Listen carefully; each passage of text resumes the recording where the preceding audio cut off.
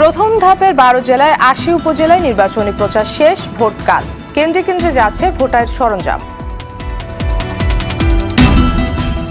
নানা আয়োজনে পালিত আন্তর্জাতিক নারী দিবস। ৮ মহিষী পেলেন RTV জয়া আলোকিত নারী সম্মাননা। ৭ই মার্চের ভাষণ থেকে শিক্ষা নিয়ে তরুণ প্রজন্ম ও রাজনীতিবিদদের দেশপ্রেমে উদ্বুদ্ধ হওয়ার আহ্বান প্রধানমন্ত্রীর। এবং মেট্রো রেল প্রকল্পের কাজ শেষ করেছেন হাজারো দেশি প্রকৌশলী শ্রমিক। দক্ষ জনশক্তির দেশ হিসেবে প্রতিষ্ঠা পেতে আরও বেশি সুযোগ তৈরির পরামর্শ।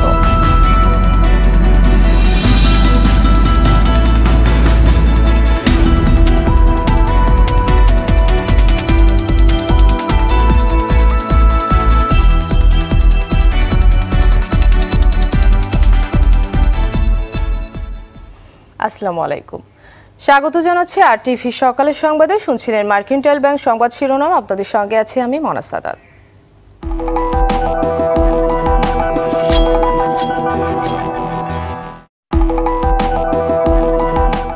এছাড়াও সংবাদে থাকছে যদি একদিন সিনেমার মুক্তি ও দর্শকদের প্রতিক্রিয়া নিয়ে রিপোর্ট।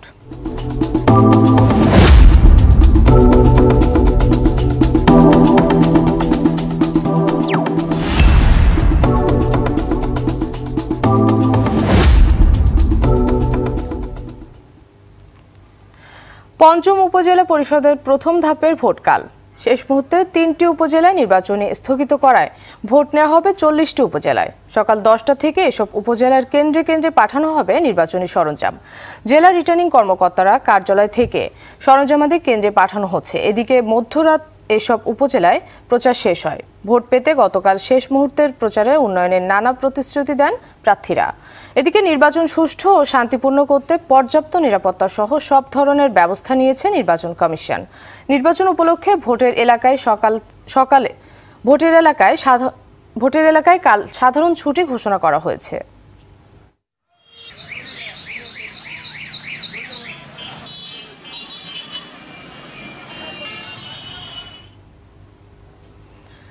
কুড়িগ্রামের 9টি উপজেলায় ভোট নেওয়া হবে কাল। সেখানকার পরিস্থিতি জানাতে সরাসরি যোগ দিচ্ছেন আমাদের সহকর্মী আব্দুল কুদ্দুস চঞ্চল। কেন্দ্রে কেন্দ্রে নির্বাচনী সরঞ্জাম পাঠানো ও নির্বাচনী পরিবেশ কেমন দেখছেন?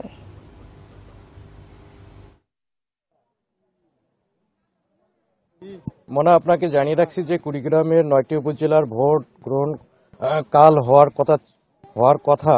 তো আপনাকে জানিয়ে রাখছি যে একটি উপজেলার ভোট কিন্তু স্থগিত করা হয়েছে, আর 8টি উপজেলার ভোট গ্রহণের সমস্ত প্রস্তুতি কিন্তু নিয়ে নিয়েছেন প্রশাসন। আপনাকে যদি দেখাতে যাই যে আমরা দেখতে পাচ্ছি যে এই কেন্দ্রগুলোতে ভোটের সরঞ্জামাদি পাঠানোর জন্য এখানে রয়েছে আনসার বিডিপির সদস্যরা। তারা এখান থেকে এই কেন্দ্রে কেন্দ্রে ভোটের সরঞ্জামাদি নিয়ে যাবেন। এছাড়াও রয়েছে পুলিশ এবং নিরাপত্তা দেওয়ার জন্য রয়েছে র্যাব, বিজিপি। আপনাকে আরেকটি কথা আমি বলে রাখছি যে এই 9টি উপজেলার চেয়ারম্যান পদে লড়ছেন 26 জন প্রার্থী এবং ভাইস চেয়ারম্যান পদে লড়ছেন 39 জন প্রার্থী এবং মহিলা ভাইস চেয়ারম্যান পদে লড়ছেন 31 জন প্রার্থী। আপনাকে আরেকটি বিষয় জানিয়ে রাখছি যে এখানে কেন্দ্র রয়েছে মোট 720টি। একটি উপজেলাকে যদি আমরা বাদ দেই তাহলে কেন্দ্র থাকে 660টি। তো এই সমস্ত কেন্দ্রে দুপুরের পর থেকেই কিন্তু ভোটের যে সরঞ্জামাদি এগুলো পৌঁছে যাবে এবং আগামীকাল সকাল 8টা থেকেই কিন্তু সুন্দর এবং সুষ্ঠুভাবে ভোট গ্রহণ করা হবে বলে আমাকে জানিয়েছেন প্রশাসন। আপনাকে আরেকটি বিষয় আমি জানিয়ে রাখি যে এই ভোটের প্রচারণার দিনগুলোতে আমরা দেখতে পেয়েছি যে প্রত্যেকটি প্রার্থী তারা সহাবস্থানে থেকে সুন্দরভাবে তাদের প্রচারণা চালিয়েছেন। কোনো প্রকার অভিযোগ কিন্তু আমরা পাইনি। তো সব মিলিয়ে বলা যায় যে আগামীকাল একটি সুন্দর এবং সুষ্ঠু অবাধ ভোট অনুষ্ঠিত হবে বলে ধারণা করা হচ্ছে। মনা, এই ছিল কুড়িগ্রামের সর্বশেষ। ধন্যবাদ চঞ্চল আপনাকে। দর্শক, এতক্ষণ কুড়িগ্রাম থেকে জানাচ্ছিলেন আমাদের সহকর্মী আব্দুল কুদ্দুস চঞ্চল। চলে যাচ্ছি পরের সংবাদে। কাল সকাল 8টায় শেষ হচ্ছে ডাকসু নির্বাচনের প্রচার। তাই শেষ মুহূর্তের প্রচারে ব্যস্ত সময় পার করছেন বিভিন্ন প্যানেলের প্রার্থী নেতারা। সোমবার সকাল 8টা থেকে দুপুর 2টা পর্যন্ত 18টি আবাসিক হলে ডাকসু ও হল সংসদ নির্বাচনের ভোট নেওয়া হবে। নির্বাচনে আচরণবিধি লঙ্ঘনের জন্য ক্ষমতাসীন দলের ছাত্র সংগঠনের বিরুদ্ধে অভিযোগ করেছে কয়েকটি ছাত্র সংগঠন। তবে এসব অভিযোগ অস্বীকার করেছে ছাত্রলীগ।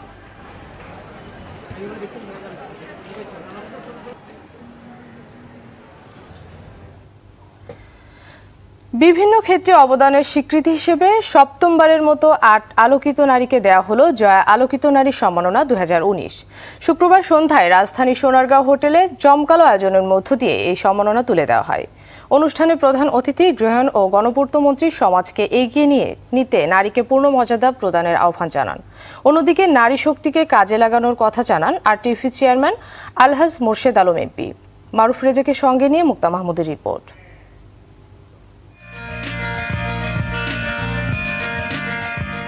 সমাজের বিভিন্ন ক্ষেত্রে প্রতিনিয়ত বিশেষ অবদান রেখে চলছেন অনেক মহিয়সী নারী। নীরবে নিভৃতে আলোকিত করছেন সমাজকে। আর সেই সব নারীদের আলোর সামনে নিয়ে আসতেই আরটিভির এমন উদ্যোগ। প্রতি বছরের মতো এবারও হাজারো আলোকিত নারীর মধ্যে ৮ জনকে দেয়া হয় জয়া আলোকিত নারী 2019 সম্মাননা। জহিরুন দেওয়া গ্রাম সমাজ সেবক, তার হাতে সম্মাননা হিসেবে 50,000 টাকা তুলে দেওয়া হয়। এবারে বিজ্ঞান গবেষণায় ডক্টর ফেরদৌসী কাদরি, নারী উদ্যোক্তা ডক্টর রুবানা হক, সমাজ সেবায় জহিরুন দেওয়া, সঙ্গীতে ভারতের জয়তী চক্রবর্তী, সমাজ সেবায় মালেকা খান, স্বাবলম্বী নারী হিসেবে নয়ন সেলিনা, খেলাধুলায় রত্নাক্তার নদী, অভিনয়ে শবনম আলোকিত নারীর সম্মাননা পান। সকল নারীকে আন্তরিক ধন্যবাদ। আরটিভি পরিবারের পক্ষ থেকে শবনমকে পুরস্কৃত করতে পারে আরটিভি পরিবার গর্ববোধ করছে। চলচ্চিত্র পরিবারের সবার জন্য সবসময় ভালো থাকে এই কামনা করি সবসময়। আমি যেমন এই পর্যন্ত একটা লোক, একটা মহিলা পুরুষ একটা আমার হাতে আজ পর্যন্ত নষ্ট হয় নাই। আপনাদেরকে সশস্ত্র সালাম। আপনারা এগিয়ে যান, আপনারা এগিয়ে যাবেন, আপনারা বাংলাদেশকে এগিয়ে নিয়ে যান। এর আগে প্রধান অতিথির বক্তব্যে গৃহায়ণ ও গণপূর্ত মন্ত্রী শম রেজাউল করিম বলেন, নারীকে পিছিয়ে রেখে সমৃদ্ধির বাংলাদেশ গড়া সম্ভব নয়। আমার অস্তিত্বের শিকড়ে তারা যদি প্রপারলি নার্সিং না করতেন, যথাযথভাবে আমাদের এগিয়ে দিতে না পারতেন, তাহলে বোধহয় আজকের এখানে আমি পৌঁছাতে পারতাম না। সেজন্য আজকের এই দিবসে প্রথম দাঁড়িয়ে গভীর শ্রদ্ধার সঙ্গে স্মরণ করি আমাদের বাঙালি জাতির সকল মহিয়সী নারীকে। আরটিভির চেয়ারম্যান আলহাজ মোর্শেদ আলম এমপি বলেন, নারীদের শক্তি আজ প্রমাণিত। সমাজের নানা পিছুটান ছুঁড়ে ফেলে বাংলাদেশের নারীরা দেশের বিভিন্ন সেক্টরে নেতৃত্ব দিচ্ছেন। আমাদের দেশের নারীরা প্রধানমন্ত্রী থেকে শুরু করে রাষ্ট্রের গুরুত্বপূর্ণ দায়িত্বে সুনিপুণভাবে পালন করে আসছেন। জয়া আলোকিত নারী 2019 সম্মাননা পদকের মাধ্যমে নারীদের অসামান্য অবদানের প্রতি যদি সামান্য সম্মান দেখানো যায়, তবেই এই আয়োজন সার্থক হবে বলে আমি মনে করি। তাদের এ সাফল্যে অভিনন্দন জানান বিশিষ্টজনেরা। বললেন, অন্যদের উদ্বুদ্ধ করতে এমন সম্মাননা অসামান্য। আমাদের সমাজে যে সকল মহিয়সী নারী কাজ করে যাচ্ছে তাদেরকে সম্মাননা জানানোর একটি দায়িত্ব আমরা করে থাকি। প্রতি বছর আমরা ৮ জন নারীকে সম্মাননা জানিয়ে থাকি এবং আমাদের বিশ্বাস এর মাধ্যমে আমরা আমাদের নারীকে আরও সম্মান জানাতে পারি এবং তাদেরকে অনুপ্রাণিত করতে পারি। এই দিবসটির তাৎপর্য অনুধাবন করার জন্য প্রয়োজন সমাজের সর্বস্তরের দৃষ্টিভঙ্গির পরিবর্তন। একজন ওমেন কখনোই ফুল পোটেনশিয়ালে পৌঁছতে পারবেন না যদি তার স্বাস্থ্য হাইজিন সম্পর্কে শিক্ষা দেওয়া না হয়। এইখানেই এসএমসি কাজ করে যাচ্ছে জন্মলগ্ন থেকে। নিজ গুণেই নারী এগিয়ে যাচ্ছে, কাজ করছে দক্ষতার সঙ্গে, এমন মন্তব্য আরটিভির ভাইস চেয়ারম্যান মোহাম্মদ জসিমউদ্দিনের। শুধু মুনাফা অর্জনই একটি ব্যবসায়ী প্রতিষ্ঠানের একমাত্র লক্ষ্য হওয়া উচিত নয়। মুনাফার একটি অংশ যাতে দেশের মেধাবী ও সৃষ্টিশীল মানুষের পৃষ্ঠপোষকতায় কাজে ব্যবহৃত হয়, সেই প্রচেষ্টা থাকা উচিত। তবে নারীদের এমন সাফল্যে তৃপ্তির ঢেকুর তোলার কোনো সুযোগ নেই বলে মন্তব্য করে অর্ধেক শক্তিকে এগিয়ে নেওয়ার জন্য আরও উদ্যোগের আহ্বান তাদের।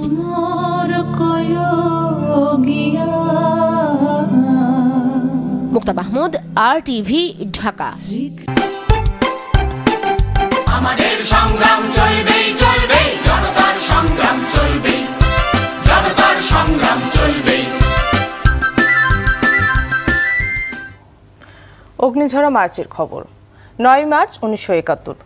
ঘরে ঘরে উঠতে থাকে বাংলাদেশের মানচিত্র খচিত লাল সবুজ পতাকা। এদিন বঙ্গবন্ধুর দেয়া কর্মসূচি অনুযায়ী দেশ জুড়ে হরতালে বন্ধ থাকে সচিবালয় সহ সব সরকারি আধা সরকারি অফিস আদালত। এদিন সকালে মাওলানা আব্দুল হামিদ খান ভাসানী ও ন্যাপ নেতাদের সঙ্গে বৈঠকে বসে আওয়ামী লীগ। বৈঠক থেকে জাতীয় সরকার গঠনে বঙ্গবন্ধুর প্রতি আহ্বান জানানো হয়। বিকেলে পল্টন ময়দানে জনসভায় প্রেসিডেন্ট ইয়াহিয়া খানকে 25 মার্চের মধ্যে 7 কোটি বাঙালির স্বাধীনতার আলটিমেটাম দেন মাওলানা ভাসানী। অন্যদিকে জাতিসংঘ মহাসচিব উনথান এবং জাপানের পররাষ্ট্র দপ্তর ঢাকা থেকে তাদের কর্মকর্তা কর্মচারী ও পরিবারের সদস্যদের প্রত্যাহারের সিদ্ধান্ত নেওয়া হয়।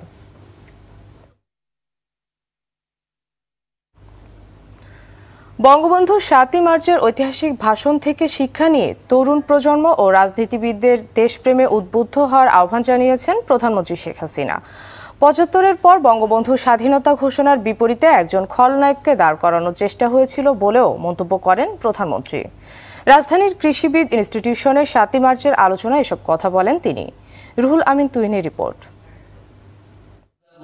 বঙ্গবন্ধুর ঐতিহাসিক 7 মার্চের ভাষণের ওপর আয়োজিত জাতির পিতা বঙ্গবন্ধু শেখ মুজিবুর রহমান মেমোরিয়াল ট্রাস্টের সেমিনারের উদ্বোধনী অনুষ্ঠানে যোগ দেন প্রধানমন্ত্রী।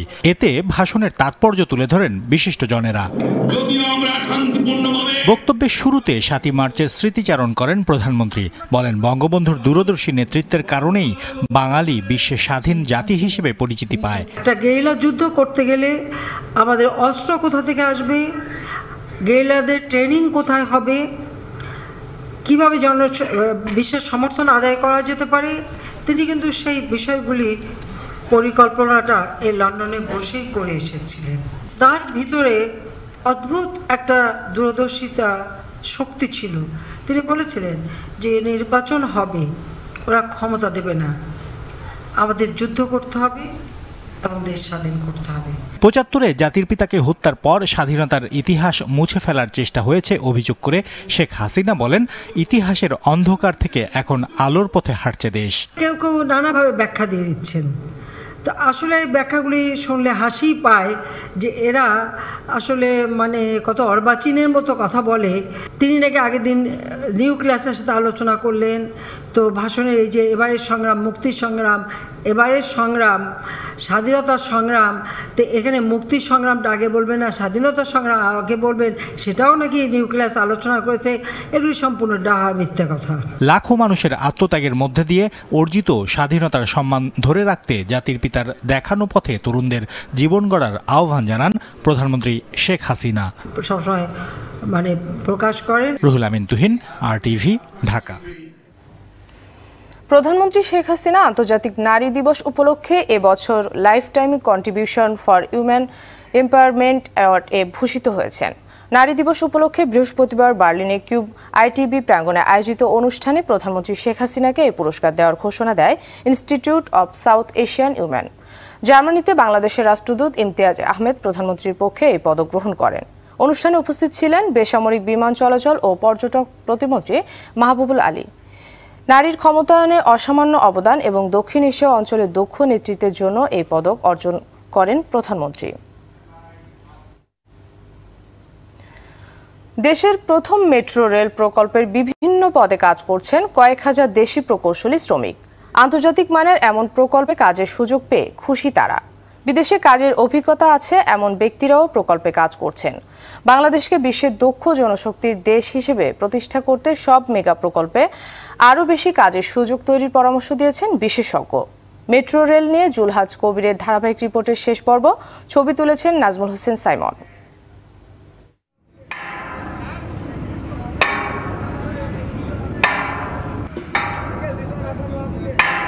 ছোট্ট ছোট্ট বুননে প্রতিদিন একটু একটু করে বড় হচ্ছে স্বপ্ন।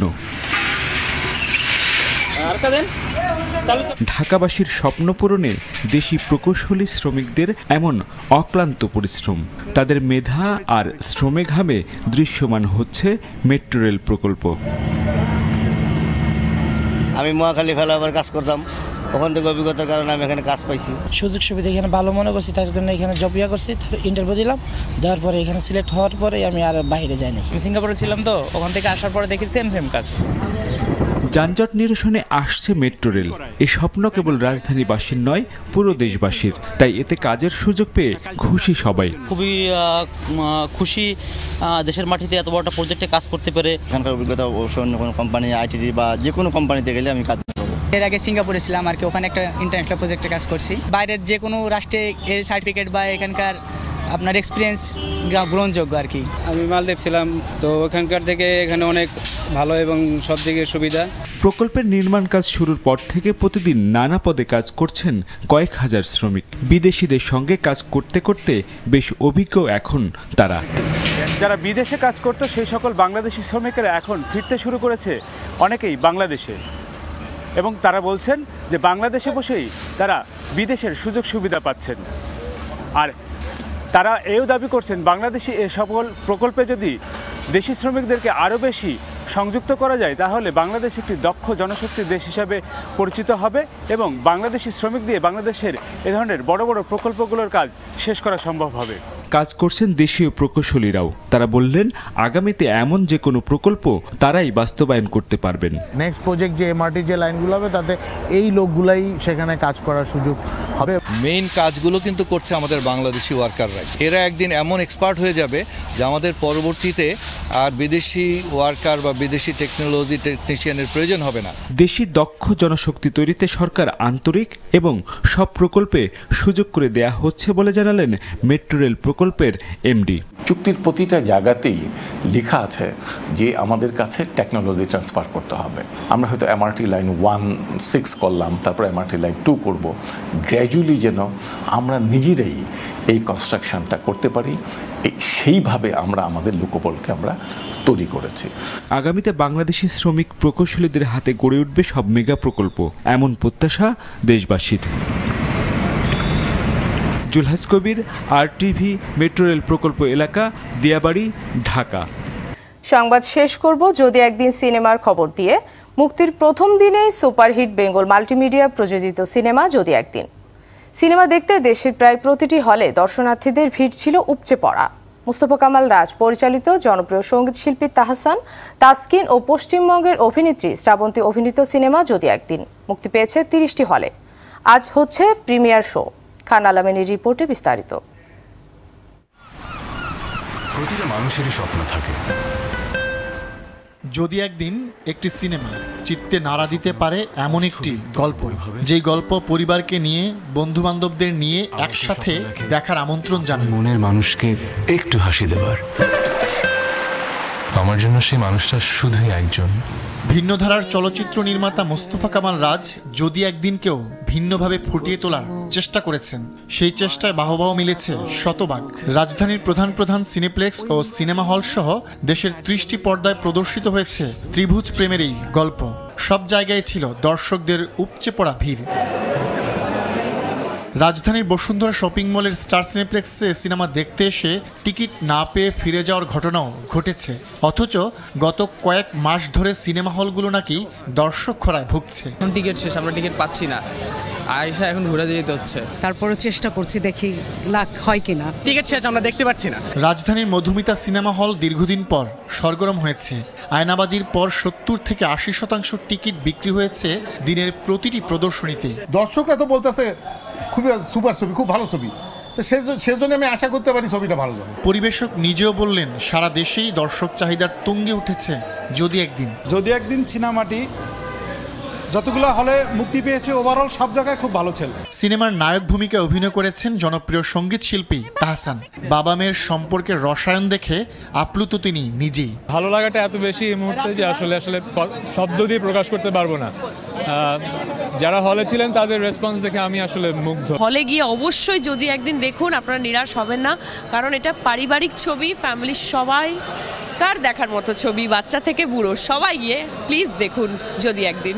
খুবই ভালো করেছে, ভালো কন্টেন্টের সিনেমা, ভালোভাবে এক্সিকিউট করেছে এবং ক্যামেরার পিছনে যারা কাজ করেছে তারাও খুবই ভালো কাজ করেছে। পরিবার নিয়ে দেখার মতো ছবি এখন খুব বেশি হয় না, এই কথাটাকে ভুল প্রমাণ করার জন্য এই ছবিটি যথেষ্ট। স্টার সিনেপ্লেক্সে যদি একদিন সিনেমার প্রদর্শনীর উদ্বোধন করেন তথ্যমন্ত্রী ডক্টর হাসান মাহমুদ। তার মতে সুস্থধারার বাংলা সিনেমায় আরেক মাইলফলক হবে চলচ্চিত্রটি। আমি আশা করব যে এই সিনেমাটার মাধ্যমে যে আমাদের সিনেমার যে গতি এসছে সেই গতিবেগ আরও বাড়বে। ছবির প্রযোজক প্রতিষ্ঠান বেঙ্গল মাল্টিমিডিয়ার পক্ষে আরটিভির প্রধান নির্বাহী কর্মকর্তা জানালেন, বাংলা সিনেমাকে এগিয়ে নিতে আরটিভি সবসময় সহযোগী ভূমিকায় থাকবে। সোনালি দিনগুলো ছিল যখন বাবা মা ভাই বোন সবাই একসাথে হলে যেতাম একটি ভালো চলচ্চিত্রের জন্য, একটি ভালো মুভির জন্য।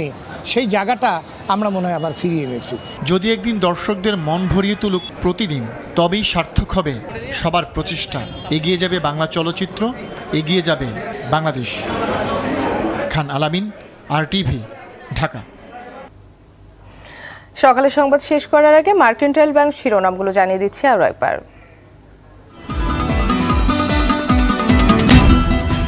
প্রথম ধাপের 12 জেলায় 80 উপজেলায় নির্বাচনী প্রচার শেষ। ভোটকাল, কেন্দ্রে কেন্দ্রে যাচ্ছে ভোটের সরঞ্জাম।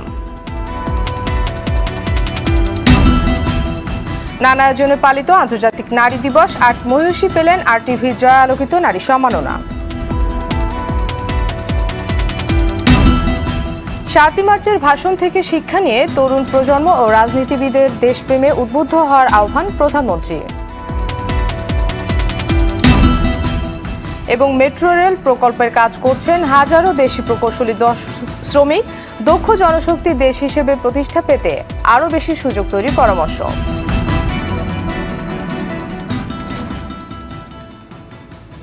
সকালে সংবাদ এই পর্যন্ত। আরটিভির সবশেষ সংবাদ জানতে যে কোনো মোবাইল ফোন থেকে 2414 নম্বরে ডায়াল করুন। আর মোবাইল ফোনে সংবাদ দেখতে অ্যাপ স্টোর, গুগল প্লে বা উইন্ডোজ স্টোর থেকে ডাউনলোড করুন আরটিভি অ্যাপস। এছাড়াও তাৎক্ষণিক ও বিনোদন সংবাদ জানতে বিশ্বের যে কোনো প্রান্ত থেকে ভিজিট করুন facebook.com/rtvonline এবং youtube.com/rtvdigitals। এতক্ষণ সঙ্গে থাকায় ধন্যবাদ সবাইকে।